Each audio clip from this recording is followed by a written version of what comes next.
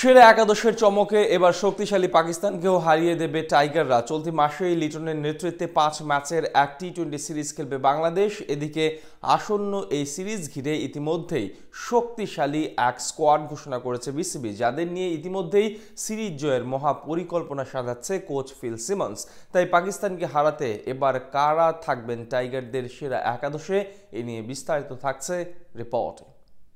চলতি মাসে সংযুক্ত আরব আমিরাতের বিপক্ষে 2 ম্যাচের এক টি-20 সিরিজ খেলবে বাংলাদেশ। তবে আসন্ন 26 বিশ্বকাপকে সামনে রেখে আরব আমিরাত ছাড়া পাকিস্তানের বিপক্ষেও 5 ম্যাচের আরও এক টি-20 সিরিজ খেলতে যাচ্ছে টাইগাররা পাকিস্তানের ফয়সালাবাদ স্টেডিয়ামে, যার পর্দা উঠবে এ মাসের 25 তারিখ। আসন্ন এই সিরিজে বাংলাদেশের একমাত্র লক্ষ্য যে কোনো মূল্যে পাকিস্তানের মাটিতে টি-20-র বিজয় পতাকা উড়ানো।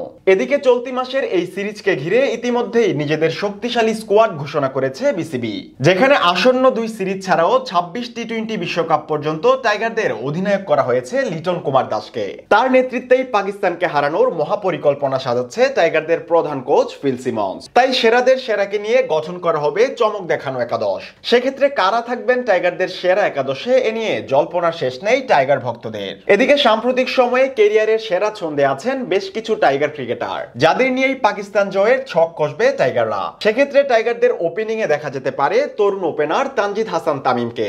সবশেষ ডিপিএলও দুর্দান্ত ছন্দ দেখিয়েছে এই ওপেনারের ব্যাট। এছাড়া 2025 বিপিএলও ঢাকার হয়ে রেকর্ড গড়া সেঞ্চুরি হাঁকিয়ে সর্বোচ্চ রান সংগ্রাহক তালিকায়ও রীতিমতো আলো কেড়েছেন তিনি। তার সাথে ওপেনিং এর আরেক প্রান্তে সিমন্সের ভরসা হতে পারেন অধিনায়ক লিটনি।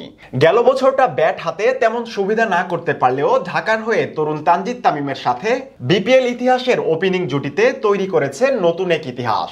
তাই পাকিস্তানকে হারাতে টাইগারদের এই ওপেনিং জুটির উপরই ভরসা রাখতে চাইবেন ক্যারিবীয় কোচ। এদিকে ওয়ান ডাউনে সিমন্সের পরিকল্পনায় থাকবেন সৌম্য সরকার। গ্লোবাল সুপার লিগের শিরোপা জেতার পর ক্যারিবীয় সফরেও বাংলাদেশের হয়ে দুর্দান্ত ছন্দ দেখান তিনি। এরপর ইনজুরির কারণে যদিও কিছুটা ব্যাকফুটে ছিলেন, তবে তার সামর্থ্যের ব্যাপারে খুব ভালোভাবেই জানেন টাইগার কোচ। এরপর 4 নম্বরে দেখা যেতে পারে তাওহিদ হৃদয়কে।